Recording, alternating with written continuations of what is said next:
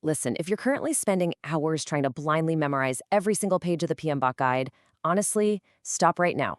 Seriously, just close that heavy book, step away from the flashcards, and take a deep breath. Look, I know the sheer volume of material can induce a little panic, but it's time to completely rethink your entire approach. Welcome to this explainer where we're going to break down exactly how to prepare for and actually pass the newly updated 2026 PMP exam. We're stripping away all that outdated advice, we're skipping the endless rote learning, and we're looking strictly at what actually works today. Okay, let's dive into this. We're going to break down this massive, intimidating certification into manageable, actionable chunks. Here's our roadmap. Section 1 covers the 2026 PMP exam. Then, Section 2 is about building your study strategy.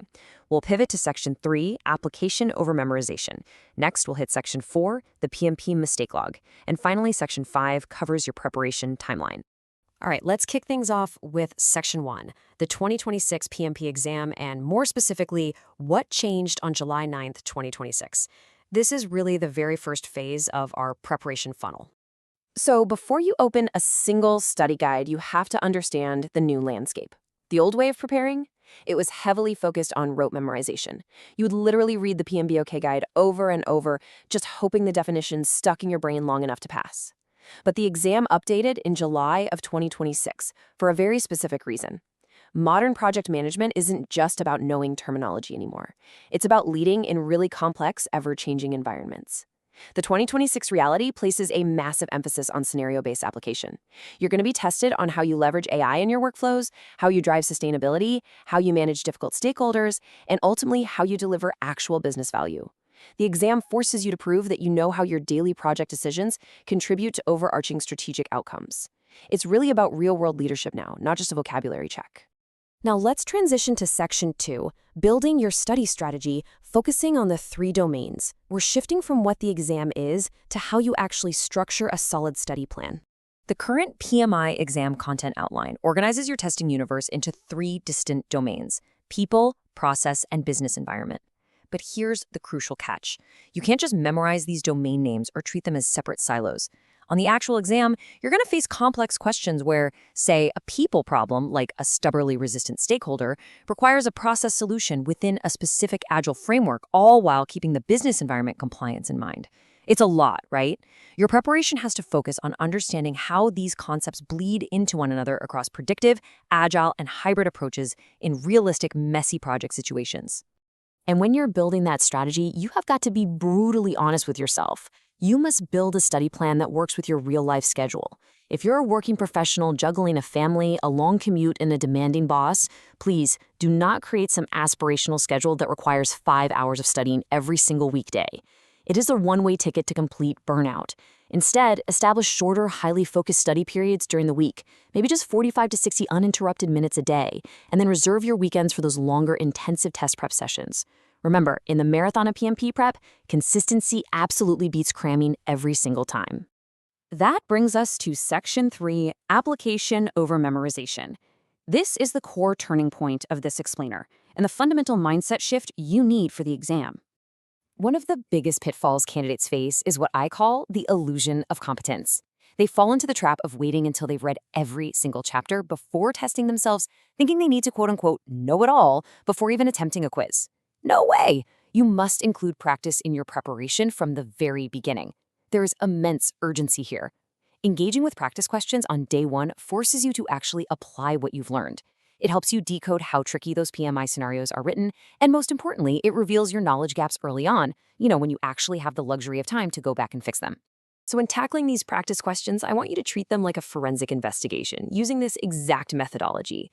First, read the entire situation. Don't jump the gun after the first sentence because the twist is usually hiding at the very end. Next, understand the core ask. Actively look for keywords like first, next, or best. Then, analyze the situation to isolate the actual root problem. Now, here is where most people fail. You must actively eliminate the unsuitable, reactive, or premature answers. In the PMP, you're often going to find 2 quote-unquote good answers, but only one is the best action. Choose it. And finally, review. Even if you got the answer perfectly right, you have to review the explanation to verify your underlying reasoning wasn't just a lucky guess. Moving right along to Section 4, the PMP mistake log, or what I like to call the feedback loop. We need to fundamentally shift how we view practice tests. Now, what's really interesting about this slide is how utilizing this specific mistake log table will absolutely skyrocket your preparation efficiency. Think of practice tests not as a final grade, but as a diagnostic tool. Whenever you get a question wrong, don't just mark it with a red X, sigh in frustration, and move on. You log it.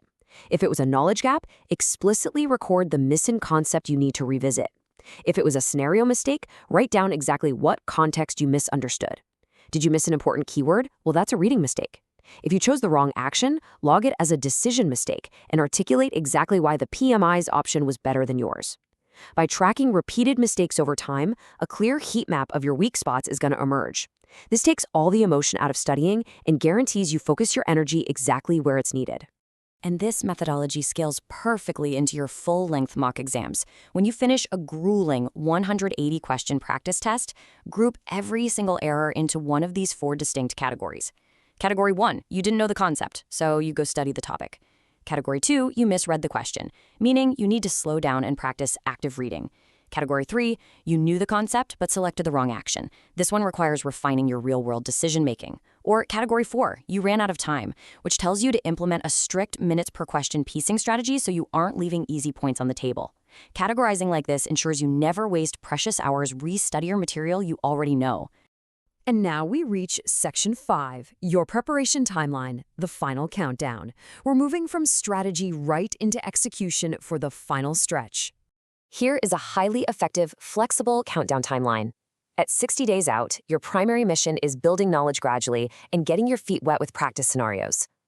By the 30-day mark, the training wheels come off. You transition heavily into exam-style questions, situational thinking, and aggressively attacking those weak areas from your mistake log. At 7 days out, no new heavy textbooks. You zoom in purely on reviewing that mistake log, your practice performance, and solidifying core frameworks. And 1 day before, light review only. Do not attempt to cram. Confirm your exam arrangements, step away from the desk, and get some sleep. You can definitely adapt this timeline based on your schedule, but this progression from learning to execution is absolutely non-negotiable. But that brings us to the ultimate question, right? The one every single anxious test taker faces right before their scheduled exam date. How do you know you're actually ready? And this brilliantly illustrates the self-assessment checkpoints from our source material. Readiness isn't about the number of hours you've logged or getting a certain percentage on a quiz. You are truly ready when you can explain core concepts aloud without checking your notes. You're ready when you can untangle multi-layered scenarios and effortlessly eliminate the trap answers. You're prepared when you proactively catch your own recurring mistakes, manage your pacing perfectly, and confidently argue exactly why a specific answer is the PMI preferred choice. Those are your true green lights. So I'm going to leave you with this final provocative thought. Are you ready to apply rather than just memorize? The 2026 PMP exam is a rigorous, unforgiving test of your real-world decision-making, your adaptability, and your situational leadership. It's no longer just a vocabulary quiz, so embrace the practice from day one, ruthlessly utilize that mistake log, trust your timeline, and go conquer that exam.